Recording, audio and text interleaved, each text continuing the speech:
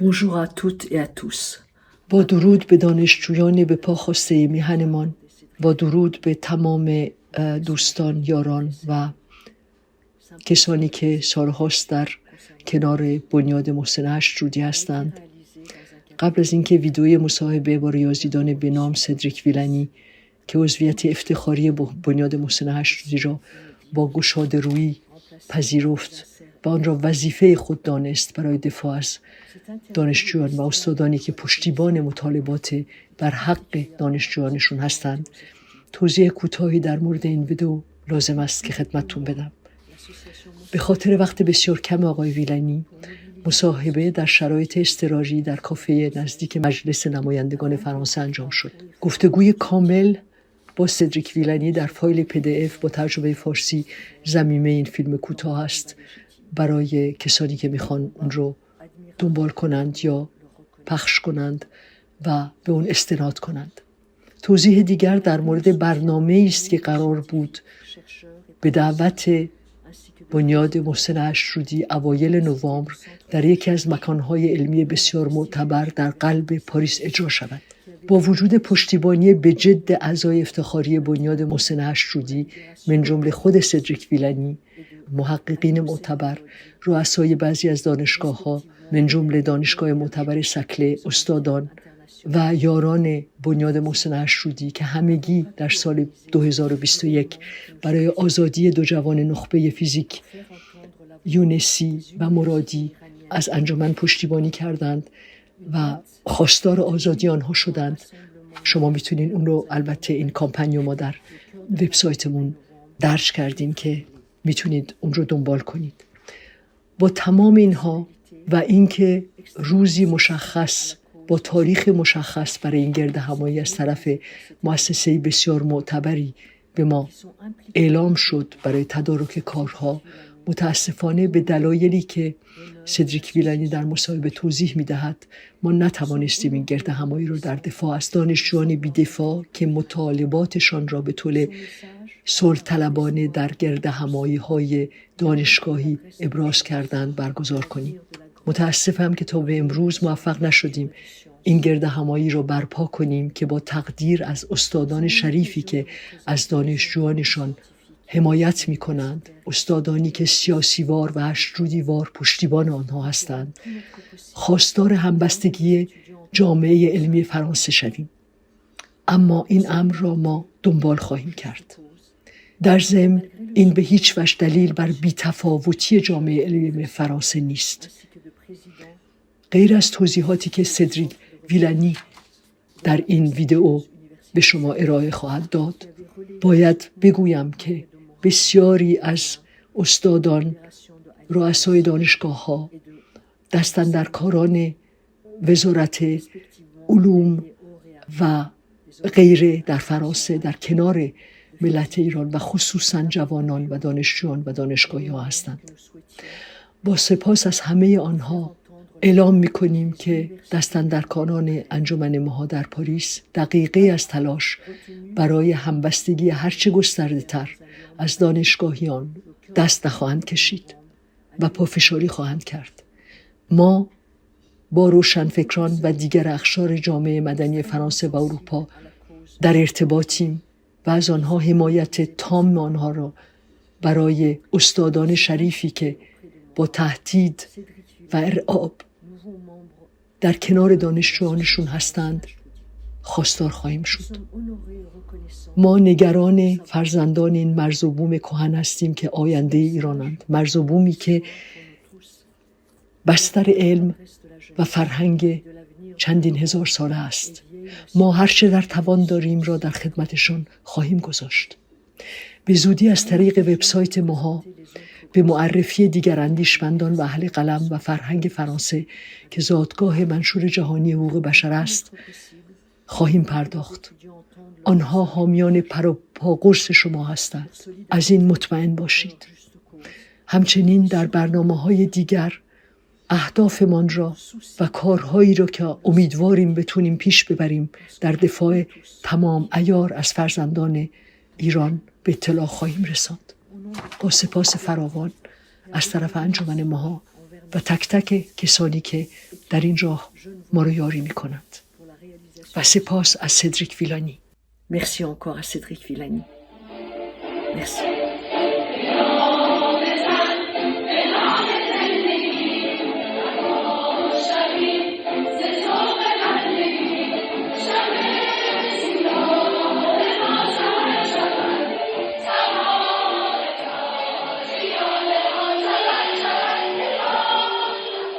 Cédric Villani, bonjour.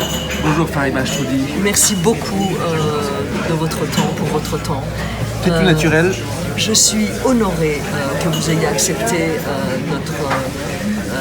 d'être membre d'honneur de notre association. Est-ce que tu peux nous dire en quelques mots les raisons pour lesquelles tu as accepté avec autant de générosité et de cœur d'être membre d'honneur de notre association Mohsen Ashtoudi? Il y a plusieurs facteurs.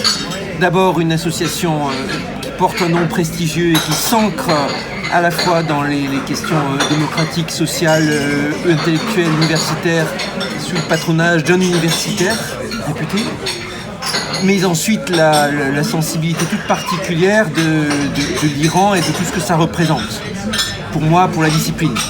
Pour un mathématicien comme moi, quand on évoque l'Iran, on pense tout de suite aux contributions considérable des mathématiciens perses de l'ancien temps, les Al-Khwarizmi et autres. On pense tout de suite, quand on est intellectuel, à l'apport extraordinaire des poètes persans, les Khayyam et ainsi de suite. Et puis, je pense à ce que ça a été pour moi la rencontre avec ce monde perse. Mon voyage et mon cycle de conférences en Iran, les échanges avant d'aller en Iran avec la grande mathématicienne Maryam Mirzaerani, la première femme médaillée Fields, qui était non seulement une grande mathématicienne, mais une grande âme, très généreuse. Et puis dans mon contact, dans mon voyage en Iran, je me souviens avoir été émerveillé par la chaleur de l'accueil, l'accent mis sur la poésie par les collègues qui ont offert un livre de poésie multilingue, la qualité de l'écoute et l'enthousiasme des étudiants, et puis un petit détail personnel qui est associé à l'Iran. Après mon passage, une équipe de naturalistes iraniens a décidé de nommer une espèce d'araignée en mon honneur. Elle s'appelle Aragnella villanii. C'est une petite araignée verte, toute mignonne, et c'est pour moi un très grand honneur d'être retrouvé dans la classification de l'inné, du vivant. Maintenant, évidemment, aujourd'hui, il y a une signification encore bien plus prégnante et qui s'impose à tous, c'est que la révolution en cours et le mouvement de libération, en particulier des femmes iraniennes, c'est peut-être l'une des rares occasions d'espoir aujourd'hui à l'international dans un monde qui va tellement mal, et c'est un mouvement qu'il faut soutenir à tout prix.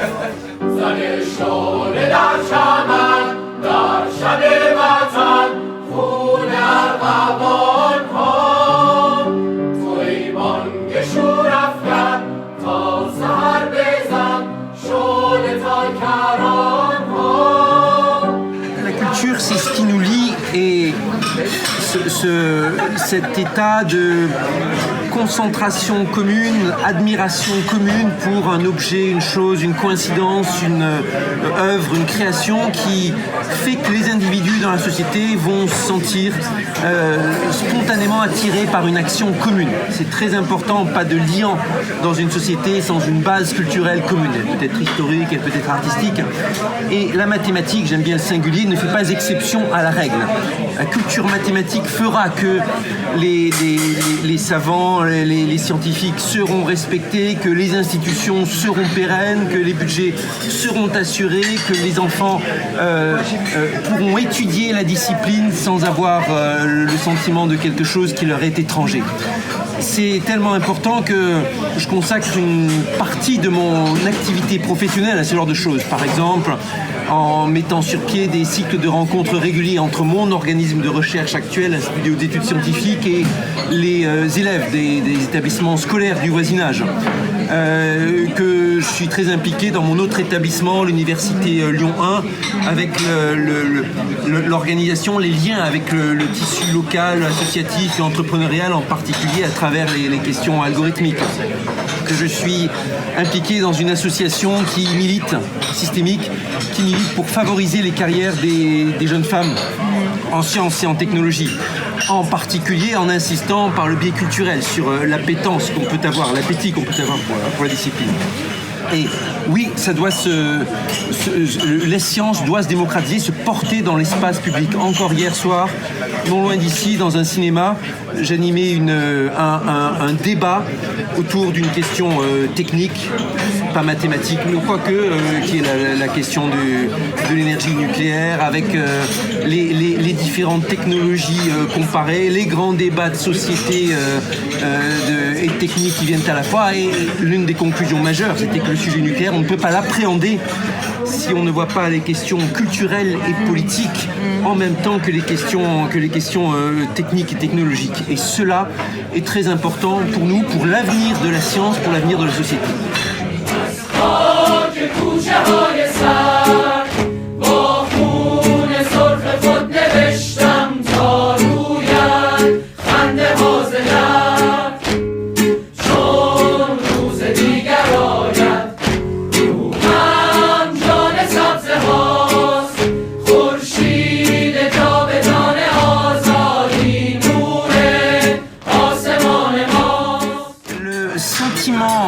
D'universalité et de solidarité internationale est tout aussi fort en France qu'ailleurs chez les chercheurs. Mais il est vrai que le contexte français, l'organisation française est plus compliquée à bien des égards. Les constructions administratives sont complexes, les liens entre le monde scientifique et le monde politique sont très conflictuels en France depuis une quinzaine d'années en particulier. Les tutelles multiples, les organisations imbriquées, les débats permanents, tout cela a usé le monde scientifique, le monde universitaire français jusqu'à arriver à un point de grande saturation. Et oui, je sais d'expérience aussi combien il est difficile d'apporter un débat politique dans le monde universitaire français sans que ça suscite de la méfiance ou de la passivité. Et c'est notre devoir, pourtant, de lutter encore et toujours pour faire émerger ces sujets, surtout quand ils sont aussi consensuels et autant frappés de droits humains universels que le combat qui aujourd'hui est mené en Iran à travers le grand mouvement Femmes, Vie, Liberté.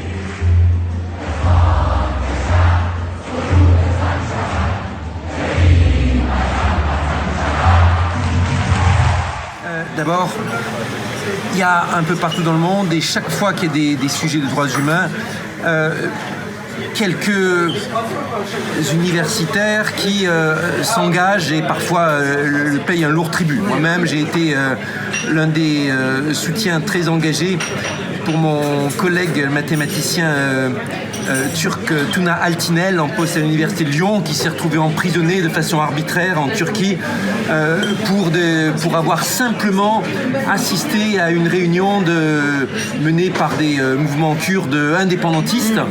Et c'était en France, et ça suffisait au pouvoir turc pour les mettre sous le boisseau. En ce qui concerne l'Iran, la grande tradition intellectuelle de l'Iran, mais évidemment les enseignants face à une responsabilité, en même temps ils savent bien les risques considérables pour leur carrière actuellement, aujourd'hui, dans le contexte de répression. Pour la suite, si jamais le mouvement faiblit, il n'y aura pas de cadeau. Pourtant, cet événement est l'événement dans lequel il faut, les uns les autres qui y croyons, jeter toutes les forces et tout le soutien.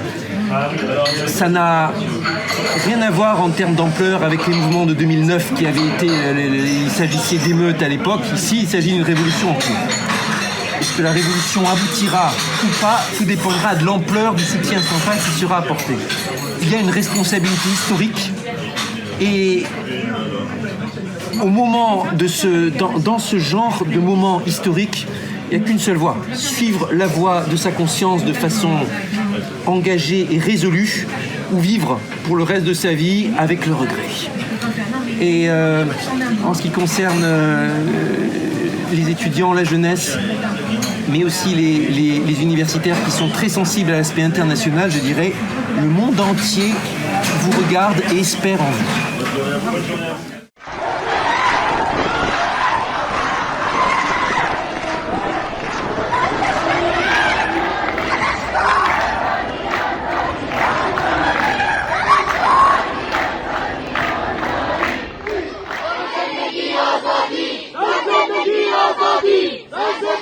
La place des étudiants n'est pas en prison, la place des professeurs non plus. La France est l'un des pays qui ont inscrit la liberté des professeurs d'enseignement supérieur dans dans laquelle les enseignants sont protégés par la Constitution de toute ingérence par le pouvoir, et c'est important. Et que ce soit un mot d'ordre qui limite à la libération des prisonniers ou un mot d'ordre de changement du régime politique, la chose est claire pour moi. Il n'y a pas de salut dans la poursuite du régime tel qu'il est maintenant. Un régime qui s'est durci dans les 10 dernières années, un régime qui ne croit qu'en une fuite en avant, visiblement. Et on peut parler d'affichage, on peut parler de leurs mots, prétexte ou pas prétexte, je dirais, donner un prétexte ou pas, à la limite, peu importe. Personne n'est dupe. Il n'y a pas une once de sincérité dans la façon dont le gouvernement iranien agit aujourd'hui. Et soit le gouvernement arrive de façon drastique à desserrer les taux et à faire des réformes majeures par rapport aux libertés aussi bien institutionnelles que dans le cadre de vie, dans les habitudes, soit il doit juste partir. Merci. On terminera sur ce mot.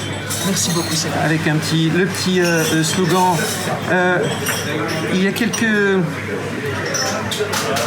Il y a combien 8 mois maintenant, c'était le début de la guerre en Ukraine et le monde entier apprenait le slogan slave, Slava Ukraini. Et c'était les mots qui résonnaient partout dans le monde et le genre de mot d'ordre qui rallie internationalement.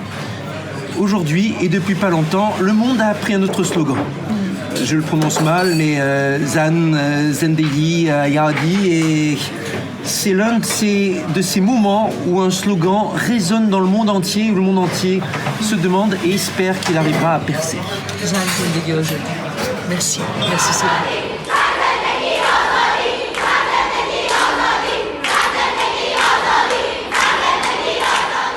Voilà, j'espère que ce message d'espoir, ce message de soutien, avant tout, qui vous est destiné, jeunes Iraniens, vous donnera courage de rester debout. Nous sommes à vos côtés, chaque instant, chaque moment, chaque jour, chaque nuit. Toute l'équipe de Mora ne s'arrêtera pas, comme ça a été le désir et le seul devoir que Mohsen Ashtroudi s'imposait, être au service de la jeunesse. Il disait, l'aîné est l'hôte, la vieillesse est l'hôte de la jeunesse. Cédric, qui est très jeune, vient de dire la même chose pour vous, qui êtes encore plus jeune que vous. Merci. Merci Cédric.